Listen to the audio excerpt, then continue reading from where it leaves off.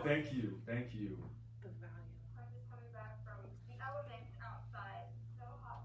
How is it in Sacramento today? Hot. Yeah. All right. So, I know that the governor is asking or requiring state employees, healthcare workers to get vaccinated or get tested on a weekly basis. I went on his website and I briefly read over the press release that you sent out today. So I want to go over that a little bit. Is Brian Nash just sitting in, or is he? No, he's just sitting in. Just sitting. Okay. I'm Right. going to.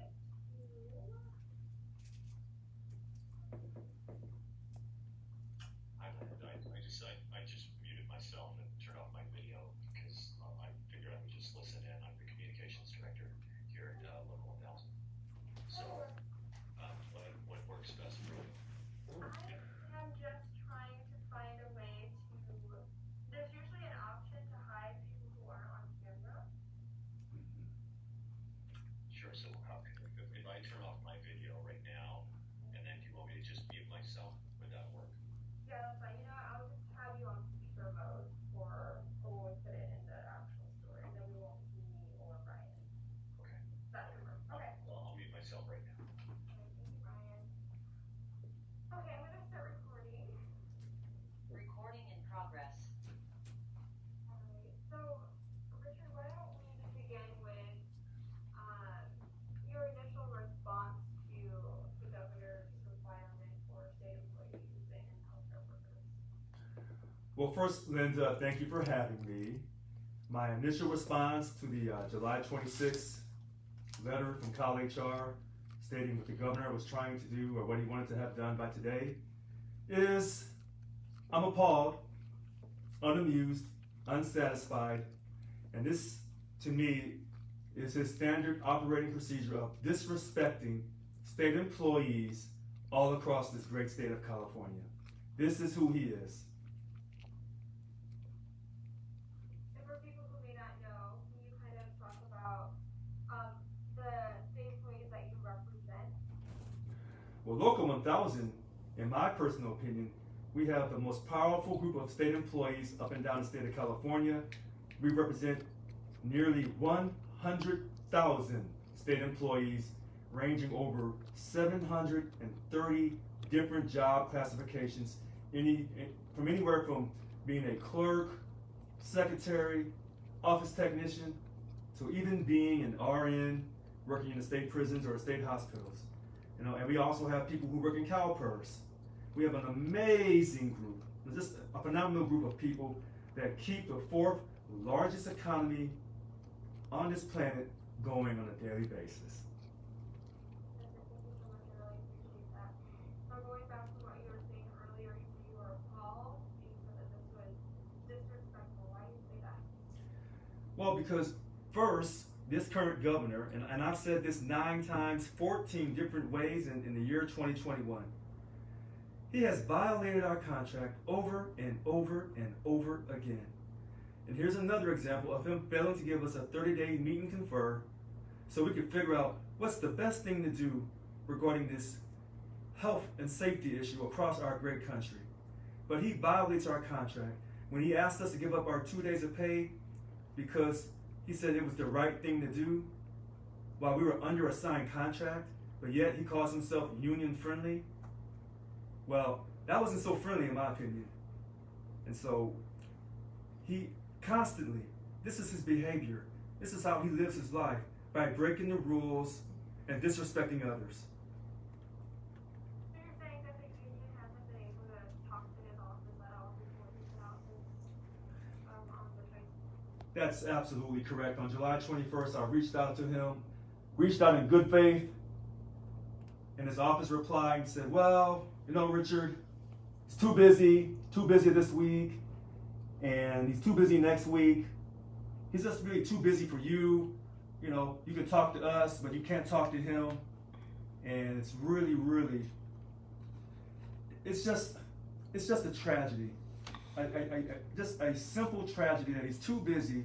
But, you know, the great thing is he's got time to do vaccination, lottery, getaways, and You know, he has time for all these great things within news media. But for Richard Lewis Brown, the Local 1000 president, largest public sector union in the state of California, he just doesn't have the time. So I want to get a better understanding of your perspective. What are some of the people, some of the members in the union are saying, like what are they saying about this? Are they not on board as well? Listen, that's a great question. Some of our representative employees, they love what he's doing. They love the fact he violates the contract because they feel it's for the emergency, because it's for the best thing, health, this COVID crisis. And then some of our representative employees, they are raging mad because of the idea of freedom in this country. And so our country is really found in our union. Half the people want Gavin to do what he's doing, but the other half reject what he's doing. And the big question is this, Linda. He had 18 months to show us respect and to honor our contract and to make sure that we have permanent telecommuting to all state agencies, one permanent telecommuting plan, a standardized plan. But he didn't have time for that because he has no consistency in his leadership. And that's why he doesn't have the availability to meet with me, because we can have a quality conversation about this. And therefore, if he did this, then our union would not be divided like the country's divided. But unfortunately, he's not a unifier. It's just really unfortunate.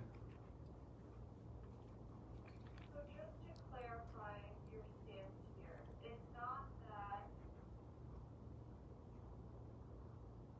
like you are aware of the ongoing pandemic, it's just the requirement of having to get vaccinated or having to get a test, or at least that is the requirement. Absolutely. The fact is, he has violated our contract. And I keep saying this over and over again. Because, I actually took the vaccination. But I want to make sure that our contract's not violated. And I want to make sure that those who have medical conditions that, quote, they don't have to show their vaccination card. And that they don't have to submit themselves to a COVID test. And, wearing the mask inside, I think that's a great idea. I think we should all do that because we know that we're not quite over this COVID epidemic. And so I'm being very reasonable. But unfortunately, this current governor, I tried to reach out to him so many times. He's not reasonable. And to make matters worse, he's unreliable. When you need him, can't find him. Unless you're one of his friends and you can meet him at the French Laundry, then he has time for you. I hear you. But okay, so what we're saying, because I just want to make sure it's accurate. Sure. Violation of the contract. Mm-hmm. What is the violation? Are you saying that he is supposed to meet up with you before, or what exactly is the violation?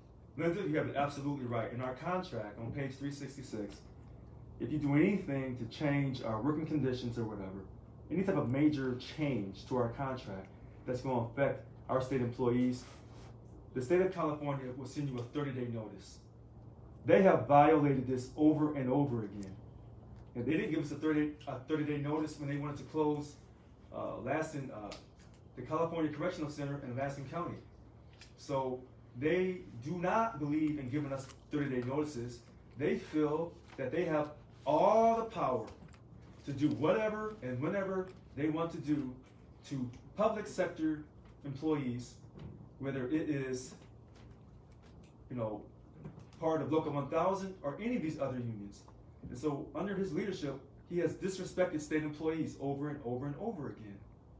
And so he's violating our contract. So it's not the fact that we don't want to be safe in our great country. We want everybody to be safe. But he has violated our contract. All these departments on implementation of this COVID vaccination proof or COVID testing, all of these departments are doing different things. There is no consistency. There is no one way on how these agencies are applying this mandate that he's done. This is a travesty. I just don't recall. I'll try to think about this. I don't recall him ever sitting down and talking with me. You know, maybe my email server is broken. I get emails every day. Maybe my phone number's not working. Somehow, some way, I cannot recall him reaching out and saying, Richard, let's work together. He has not done this. This is an example of who he is and how he lives his life. He makes these rash decisions with no thought process behind it.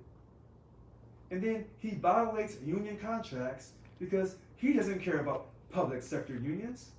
If you go back in his past and look how he treated those city workers in San Francisco that everyone seems to forget about, and how he terminated them. He doesn't care about the working people. And so 9 different days, 14 different ways in the year of 2021. I stand by what I say. I just don't recall him ever really caring about anybody but himself. But I still respect him because that's the right thing to do, but I don't respect his decisions. Is there anything else that you want to add that I have no doubt, please? Linda, you can call and speak to me anytime. I will always speak to the media. I may not say the things that the media wants to hear, but I greatly appreciate you giving me the opportunity to speak, because here at Local 1000, we are a labor union, not a social justice organization. We will enforce our contract. That's what we're going to do here at Local 1000. Thank you so much for being so nice to me.